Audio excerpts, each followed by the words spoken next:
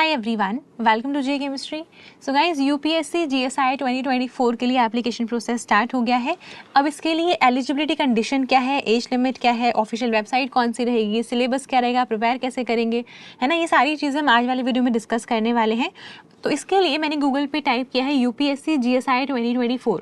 सबसे ऊपर ही union public service commission की ऑफिशियल वेबसाइट आती है, इस पर क्लिक करेंगे तो ये हमारे सामने इनकी ऑफिशियल वेबसाइट ओपन हो जाती है। ठीक है, यहाँ पर आप देख सकते हैं कंबाइंड जियो साइंटिस्ट प्रिलिमिनरी एग्जामिनेशन 2024।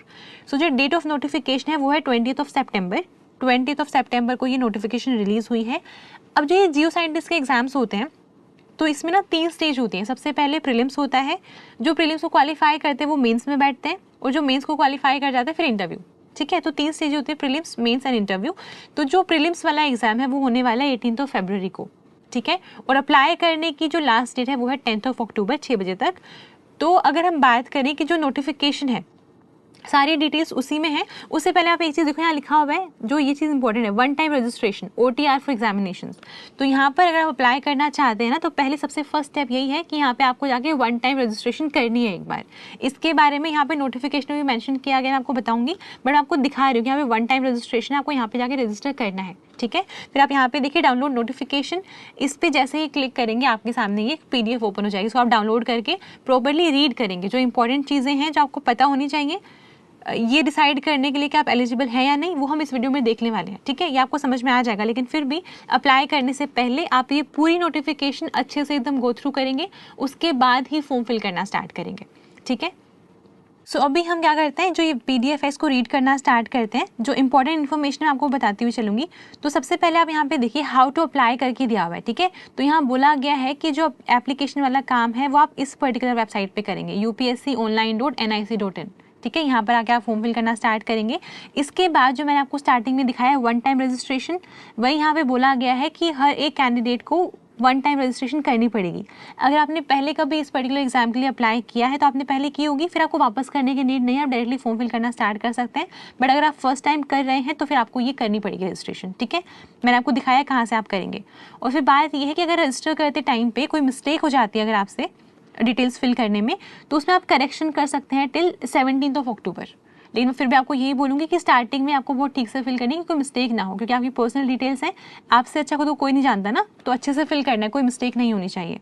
ठीक है, फिर यहाँ पे ये भी मेंशन किया गया है कि जो एप्लीकेशन फॉर्म में मॉडिफिकेशंस होंगी वो भी आप 11 अक्टूबर से लेके 17 अक्टूबर तक उसको करेक्ट कर सकते हो। लेकिन फिर भी बात वही है कि स्टार्टिंग में हमें सही से फिल करना है।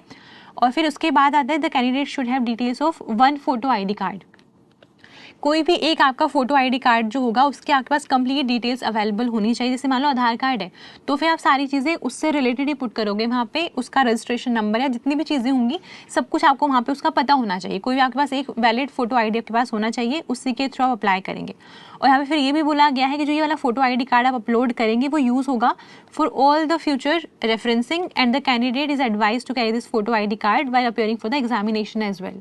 ठीक है, और जब आपका एग्जामिनेशन में भी और साथ में पर्सनालिटी टेस्ट यानी जब इंटरव्यू होगा उस टाइम पे भी आपको ये फोटो ID कार्ड कैरी करना है। तो जो भी डालेंगे उसको आप देख लेना, सारी डिटेल्स आपके उसमें सही हो। ठीक है, और जो लास्ट डेट है एप्लीकेशन सबमिट करने की वो है 10 अक्टूबर टिल 6 PM। ये आपने देख लिया है। इसके अलावा यहाँ पे ये मेंशन किया गया है कि जो एग्जाम होगा, देखो यहाँ पे मेंशन किया गया कि OMR शीट मेंशन किया गया, दैट मीन्स ऑफलाइन है पेपर। ठीक है, ऑफलाइन होगा, ऑनलाइन एग्जाम नहीं है। ठीक है, इसके बाद अगर जो भी ऑब्जेक्टिव टाइप वाला पेपर होगा, जो प्रीलिम्स होता है वो ऑब्जेक्टिव रहता है, तो वहाँ पे एक क्वेश्चन के आपको 4 ऑप्शन मिलने वाले हैं। तो उस वाले केस में अगर आपका क्वेश्चन गलत होता है तो फिर नेगेटिव मार्किंग भी होगी। ठीक है, सो नेगेटिव मार्किंग भी है, लेकिन पेपर ऑफलाइन है, ये वाली चीज़ें आपको ध्यान रखनी है। इसके बाद अगर हम आगे देखें तो ये सब चीज़ें यहाँ पे लिखी गई हैं कि अगर कोई भी गाइडेंस या इन्फॉर्मेशन आपको चाहिए रिगार्डिंग दिस एप्लीकेशन और कैंडिडेचर तो फिर आप कॉन्टैक्ट कर सकते हैं इन वाले टेलीफोन नंबर्स पे। ठीक है, on working days between 10 to 17 यानी कि 5। ठीक है, 10 to 5 आप कांटेक्ट कर सकते हैं इन पे। फिर यहाँ पे यही सब बताया गया है कि कोई भी मोबाइल फ़ोन का यूज़ या फिर बाकी चीज़ों का यूज़ अलाउड नहीं है एग्जामिनेशन के टाइम पे। ये सारी चीज़ें आप देख लेंगे, आपके एडमिट कार्ड में भी मेंशन आएगा, है ना। अभी हम सिर्फ देख लेते हैं कि हमारे लिए इंपॉर्टेंट क्या है फॉर्म फिल करने के लिए। ओके, यहाँ पर ये बताया गया कि सेंटर्स कौन से अवेलेबल होंगे, आपका प्रिलिमिनरी एग्जामिनेशन कौन से जगह पे होगा, ये सब बताया गया है। एंड देन जो आप सेंटर्स फिल करेंगे वहाँ पे प्रेफरेंस ऑर्डर डालेंगे, वो फर्स्ट अप्लाई फर्स्ट अलॉट के बेसिस पे होगा। जितना जल्दी आप फॉर्म फिल करेंगे उसके हिसाब से ज़्यादा चांसेस है कि जो आपने प्रेफरेंस ऑर्डर डाला है उसके हिसाब से आपको सेंटर्स अलॉट हों। तो इसलिए क्या है, जितना जल्दी हो सके आपको फॉर्म फिल करना है। अगर बात की जाए प्लान ऑफ एग्जामिनेशन की किस तरह से रहता है, तो फिर इन्होंने कहा है कि 3 सक्सेसिव स्टेजेस होती हैं, जो मैंने आपको बताया कि प्रीलिम्स होता है, देन मेंस होता है, लास्ट में इंटरव्यू होता है। तो स्टेज 1 में इन्होंने कहा है कि प्रिलिमिनरी एग्जामिनेशन होगा, जो कि ऑब्जेक्टिव टाइप पेपर है। इसमें 2 पेपर होने वाले हैं, और मैं स्पेसिफिकली इस वीडियो में केमिस्ट्री के पॉइंट ऑफ व्यू से बात करने वाली हूँ। तो जो केमिस्ट की पोस्ट के लिए अप्लाई करेंगे उनके लिए 2 पेपर रहने वाले हैं, ठीक है। और इन दोनों पेपर्स में आपके जितने भी मार्क्स आएंगे वो फाइनल कट ऑफ में भी काउंट किए जाएंगे। तो सिर्फ क्वालिफाइंग पेपर नहीं है ये तो डिसाइड करेंगे कि आप फाइनल मेंस वाला एग्जाम दोगे या नहीं दोगे। उसके साथ साथ आपकी फाइनल जो मेरिट आएगी after your interview, combined score जो होगा उसमें भी डिसाइडिंग पार्ट रहेगा, ठीक है। तो अच्छे से आपको जितना मैक्सिमम हो सके उतना स्कोर करना है। और फिर ऐसे यहाँ पे मेंशन किया गया स्टेज 2 का है मेंस एग्जामिनेशन, जो कि डिस्क्रिप्टिव पेपर है। जैसे आपके सेमेस्टर एग्जाम्स होते हैं, आपको प्रॉपर लिखने होते हैं, 10 मार्क्स के क्वेश्चन, 5 मार्क्स के क्वेश्चन, उस तरह का एग्जाम होगा, ठीक है, जिसमें 3 पेपर आएंगे, ठीक है। और इसके बाद जो ये क्वालिफाई करता है वो जाएगा पर्सनालिटी टेस्ट यानी कि इंटरव्यू के लिए, स्टेज 3 है। और जो मेंस में मार्क्स आएंगे वो भी आपके फाइनल मेरिट में डिसाइडिंग फैक्टर होगा, वो काउंट किए जाएंगे वहाँ पे। उस स्टेज 3 का है पर्सनालिटी टेस्ट या फिर इंटरव्यू आप कह सकते हैं। फिर यहाँ पे मेंशन किया गया है कि जो मेंस एग्जामिनेशन होगा वो होगा 22 जून को, ठीक है। तो प्रीलिम्स की डेट भी यहाँ पे मेंशन कर दी गई है और मेंस की डेट भी कितनी है, 22 जून। और जो मेंस एग्जामिनेशन होगा उसके सेंटर्स यहाँ पे मेंशन किए गए, ये वाले सेंटर्स रहने वाले हैं, ठीक है। तो अब बात करते हैं जो कैटेगरी, यहाँ पे ना 2 तरह की पोस्ट निकाली गई है। फर्स्ट है कैटेगरी 1, जिसमें आप पोस्ट देख सकते हैं, यहाँ पे नंबर ऑफ वैकेंसीज देख सकते हैं। तो ये आई है post in the geological survey of India, ministry of mines. तो यहाँ पे अगर हम बात करें केमिस्ट्री की specifically, so chemist group A 13 vacancies, ठीक है। टोटल 13 वैकेंसीज यहाँ पर हैं, जो कि काफ़ी सही नंबर है, वरना इससे भी कम आते हैं बहुत बार, ठीक है। और फिर अगर बात करें कैटेगरी 2, जिसमें पोस्ट है सेंट्रल ग्राउंड वाटर बोर्ड में, मिनिस्ट्री ऑफ जल शक्ति। तो यहाँ पर अगर केमिस्ट्री की बात करें, केमिकल लिखा हुआ है साइंटिस्ट बी, तो ये फिर यहाँ पे 2 पोस्ट है। सो साइंटिस्ट बी केमिस्ट्री में 2 पोस्ट हैं, और जो केमिस्ट की पोस्ट है ग्रुप ए की, उसमें 13 वैकेंसीज हैं, ठीक है, 13 पोस्ट हैं यहाँ पे। इसके बाद आप ये रीड करेंगे अच्छे से। इसमें एज लिमिट के बारे में बताया गया है, मैं आपको आगे बताती हूँ। यहाँ पे जो रिजर्व्ड कैटेगरीज होती हैं उनके लिए भी कुछ कंडीशंस यहाँ पे दी गई हैं, इनको आप अच्छे से रीड कर लेना, ठीक है। उसके हिसाब से आपको प्रोसीड करना है। अब बात करते हैं एलिजिबिलिटी की। तो यहाँ पे उन्होंने कहा है the candidate must be either a citizen of India और नेपाल और भूटान और Tibetan refugee who came over to India before the 1 January 1962 with the intention of permanently settling in India, वो भी इसके लिए एलिजिबल है, ठीक है। और बाकी चीज़ें भी लिखी गई हैं। देन इसके बाद आता है एज लिमिट, ये इंपॉर्टेंट है। तो यहाँ पर ना एटलीस्ट मतलब जो मिनिमम एज है वो है 21 ईयर्स। मिनिमम आप 21 ईयर्स के होने चाहिए, और मैक्सिमम जो है वो कितनी 32 ईयर्स। और काउंट कैसे होगी आप देख सकते हो, यहाँ पे मेंशन किया गया जो एज है वो काउंट होगी ऑन 1 जनवरी 2024। और फिर यहाँ पे उन्होंने क्लियर भी किया है ही और she must have been born not earlier than 2 January 1992 and not later than 1 January 2003। मतलब इससे पहले क्या लगा लो 2 जनवरी 1992 से लेके 1 जनवरी 2003 के बीच में अगर आप बोर्न हैं तो फिर आप एलिजिबल हैं यहाँ पे अप्लाई करने के लिए।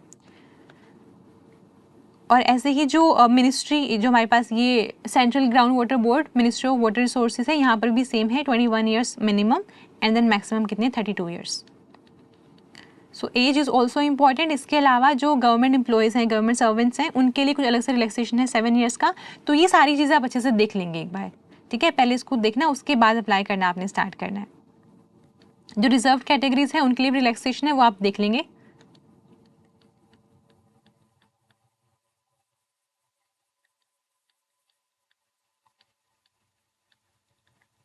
ओके मैं ये सारी चीज़ें आपको रीड करके नहीं बता सकती हूँ, वरना ये वीडियो 2 घंटे की बन जाएगी। बट हाँ, जो इंपॉर्टेंट चीज़ें हैं वो हम एक बार देख लेते हैं। यहाँ पे जैसे मेंशन किया गया कि कैंडिडेट्स को ध्यान रखना है कि जो डेट ऑफ बर्थ आप मेंशन करेंगे अपने एप्लीकेशन फॉर्म में वो वैसे ही होनी चाहिए एग्जैक्टली सेम जो आपके मैट्रिकुलेशन यानी कि जो 10th वाला हायर सेकेंडरी एग्जामिनेशन सर्टिफिकेट में जो मेंशन होता है, ठीक है। इनका आपको ध्यान रखना है। और यहाँ पे ये भी मेंशन किया गया कि एक बार अगर आपने वो डेट ऑफ बर्थ वहाँ पे मेंशन कर दी, no change will be allowed, ठीक है। तो ध्यान रखना कि पहले आप जो भी फिल करेंगे उसके हिसाब से ही फिर चीज़ें काउंट होंगी, क्योंकि एज लिमिट है यहाँ पर, ठीक है, इसका आपको ध्यान रखना है। और इसके अलावा ये सारी चीज़ें हैं जो आपको चाहिए होंगी अगर आप कोई भी कम्युनिकेशन करना चाहते हैं डायरेक्टली एग्जाम के बारे में, आपको कोई भी इन्फॉर्मेशन चाहिए तो इन चीज़ों का ये चीज़ आपके पास होनी चाहिए। ये पहले मांगे जाएंगे, उसके बाद ही आपकी क्वेरी को एंटरटेन किया जाएगा। अगर बात करी जाए मिनिमम एजुकेशनल क्वालिफिकेशन की तो हम डायरेक्टली बात करते हैं केमिस्ट्री की, ठीक है। तो यहाँ पर अगर देखें, ये तो जियोलॉजिकल साइंस के लिए हम केमिस्ट्री की बात करते हैं। यहाँ पर आप देख सकते हैं for chemist group A geological survey of India, इसमें क्राइटेरिया क्या क्या, अगर एमएससी होनी चाहिए, एमएससी इन केमिस्ट्री और अप्लाइड केमिस्ट्री और एनालिटिकल केमिस्ट्री, ठीक है, ये वाली चीज़ें चलेंगी। तो बहुत सारे स्टूडेंट्स हमें पूछने वाले कि मैम मेरा जनरल केमिस्ट्री से एमएससी तो मैं कर सकता हूँ, आप बिल्कुल कर सकते हैं। अगर आपको कोई स्पेशलाइजेशन भी रहा है इनऑर्गेनिक, ऑर्गेनिक, फिजिकल, तो भी आप एलिजिबल हैं। तो बेसिक सी चीज़ें जिन्होंने एमएससी करी हुई है केमिस्ट्री में वो अप्लाई कर सकते हैं, अप्लाइड केमिस्ट्री वाले भी अप्लाई कर सकते हैं, एनालिटिकल केमिस्ट्री वाले भी अप्लाई कर सकते हैं, ठीक है। इसके बाद तो हमने केमिस्ट्री की बात करी स्पेसिफिकली, बाकी अगर आप किसी और कैटेगरी से, किसी और सब्जेक्ट से बिलोंग करते हैं, आप अपने अकॉर्डिंग देख लेना। इसके बाद अगर फ़ी की बात की जाए, एप्लीकेशन प्रोसेस जो स्टार्ट हो, एप्लीकेशन फॉर्म आप फिल करेंगे। तो अगर आप फीमेल कैंडिडेट हैं फिर तो कोई फ़ी पे नहीं करनी है। अगर आप एससी एसटी से बिलोंग करते हैं या फिर पीडब्ल्यूडी से बिलोंग करते हैं देन भी आपको फ़ी पे नहीं करनी है। इसके अलावा जितने भी कैंडिडेट्स बचते हैं उनके लिए 200 रुपीज़ जो है वो फ़ी रहेगी फॉर्म फिल करने के लिए।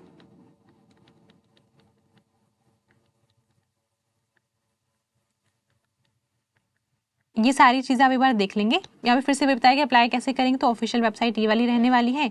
इसके अलावा यहाँ पे फिर वही वन टाइम रजिस्ट्रेशन की बात भी की गई है, तो आप ये भी देख लेंगे, ठीक है। फिर थोड़ा सा आगे देखते हैं हम।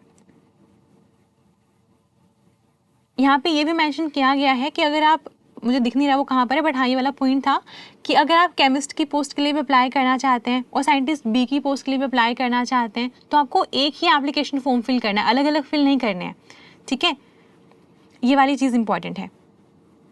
जब आपका मेंस क्वालिफाई हो जाएगा उसके बाद ना आपको इन सब डॉक्यूमेंट्स की नीड होने वाली है जब आप अप्लाई करोगे, जब आप अपीयर करोगे इंटरव्यू में, ठीक है। तो ये सारी चीज़ें आपके पास होनी चाहिए। पहले डॉक्यूमेंट वेरिफिकेशन होता है, उसके बाद आपको इंटरव्यू के लिए भेजा जाता है, ठीक है। तो आपके पास डॉक्यूमेंट सारे रेडी होने चाहिए, ये आप देख लेंगे। इसको आप प्रॉपरली रीड कर लेना। अभी हम बात करने वाले हैं कि यहाँ पे पेपर कैसे कैसे होने वाले हैं, सिलेबस क्या है और कितने मार्क्स के पेपर होने वाले हैं, वो इम्पॉर्टेंट है, ठीक है। हाँ, यहाँ पे ये सब बताया गया है। तो यहाँ पे है प्लान ऑफ एग्जामिनेशन, हमने स्टेज 1 देख ली। तो स्टेज 1 जो प्रीलिम्स एग्जाम है तो बेसिकली उसमें 2 पेपर होने वाले हैं, ठीक है। तो यहाँ पे वो 400 मार्क्स का रहेगा और जो स्टेज 2 है उसमें 3 पेपर होंगे, वो टोटल 600 मार्क्स के रहने वाले। जो इंटरव्यू है वो आपका 200 मार्क्स का रहेगा, ठीक है। ये चीज़ें आपने देख ली।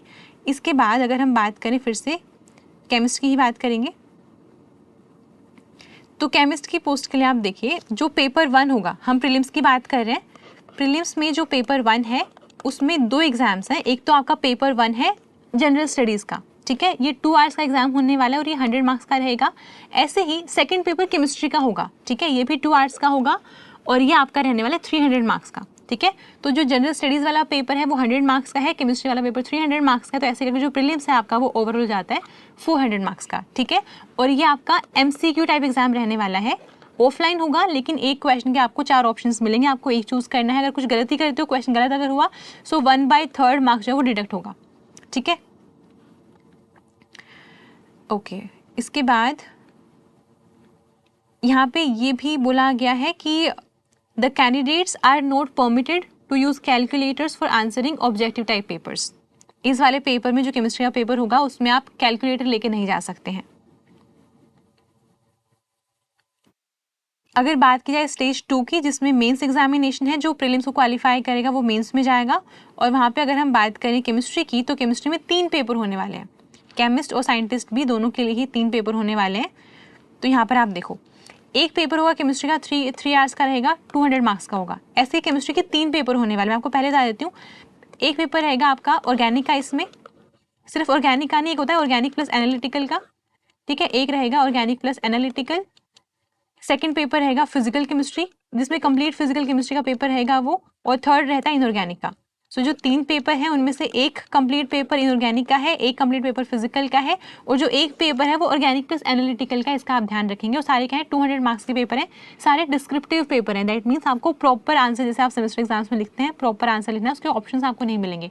तो ऐसे ही करके जो ये पेपर है पूरा, ये टोटल जो मेन्स है वो 600 मार्क्स का हो गया, और लास्ट में जो इंटरव्यू है आपका 200 मार्क्स का होगा। उसके बाद जाके फाइनल कट ऑफ मिलेगी, और उसमें फिर आपको फाइनल आपकी ज्वाइनिंग आएगी अगर आप क्वालिफाई करते हैं और कट ऑफ को क्लियर करते हैं तो, और मेरिट लिस्ट में आते हैं तो। ठीक है, ये सारी चीज़ें थी। और फिर नीचे जाके ना यहाँ पे आपको सिलेबस भी दी जाएगा। ये कुछ मेडिकल फिटनेस का बताया गया है जो आप देख सकते हैं एक बार, और फिर नीचे जाके आपको सिलेबस, यहाँ पे सिलेबस मेंशन किया गया है, यहाँ पे स्केड्यूल, स्टैंडर्ड एंड सिलेबस, ये आप देख सकते हैं। अगर बात करें पहले प्रीलिम्स की, तो जो जनरल स्टडीज़ का पेपर है उसमें आप देखो यहाँ पे सिलेबस मेंशन करके दिया गया है, current events of national and international importance, ये सारी चीज़ें। ठीक है, ये आपका सिलेबस है जनरल स्टडीज़ का। और बात की जाए अगर केमिस्ट्री की, तो यहाँ पे नीचे मेंशन किया होगा। ठीक है, आप ये देख लेंगे। तो ये रहा हमारे पास केमिस्ट्री वाला पोर्शन।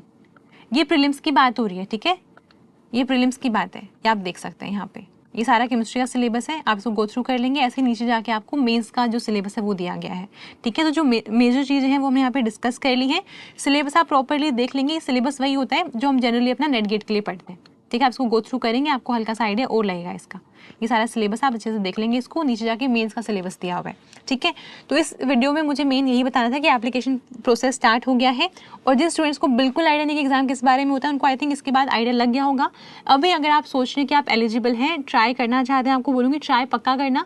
सिर्फ ये सोच के कि सब्जेक्टिव पेपर होता है, मुझे तो नहीं पता कैसे होगा, मैंने तो सिर्फ नेट गेट के लिए पढ़ा है, मुझे सिर्फ MCQ पेपर करना आता है, ऐसा नहीं है। बहुत ही कम बच्चे इसके लिए अप्लाई करते हैं, क्योंकि रीज़न ये है कि पहली बार तो 13 वैकेंसीज दिख गई है ना, जो कि बहुत कम है, और इसका इतने सारे एग्जाम्स हैं। प्रीलिम्स में 2 पेपर, देन मेंस में 3 पेपर, फिर इंटरव्यू। तो बहुत सारे स्टूडेंट्स फॉर्म फिल करते हैं लेकिन जाते नहीं एग्जाम देने के लिए। ठीक है, तो आपको ये बोलो, अगर सोच लेना अप्लाई करने का, तो फिर जल्दी से अप्लाई करिए, फटाफट से पढ़ना स्टार्ट करिए। ग्रुप ए की जॉब होती है, आपको पता ही बहुत रेप्यूटेड जॉब है ना। तो अगर आपने सोचा हुआ कि मुझे जॉब चाहिए, PhD नहीं करनी, रिसर्च में नहीं जाना, तो फिर बहुत अच्छा ऑप्शन है आपके लिए। सो जितनी इंपॉर्टेंट इन्फॉर्मेशन थी मैंने आपको बता दी है। इसके अलावा अगर आपको कुछ भी जानना है, आप ये पूरी गो थ्रू करेंगे। और इसके अलावा अगर फिर भी कोई क्वेरी रहती है, कुछ पूछना होता है, तो यहाँ पे उन्होंने टेलीफोन नंबर्स भी मेंशन किए हैं, जहाँ पे आप 10 to 5 कॉल करके बात कर सकते हैं एप्लीकेशन से रिलेटेड। ठीक है, सो अगर आप इस एग्जाम के लिए पढ़ रहे हैं, अच्छे से पढ़ाई करना। लेकिन मैं फिर से बोलूँगी कि फॉर्म फिल करने से पहले, अप्लाई करने से पहले इस पूरी नोटिफिकेशन के ऊपर वापस से रीड करना। आई होप ये वाली वीडियो आपके लिए हेल्पफुल रही होगी। Happy learning.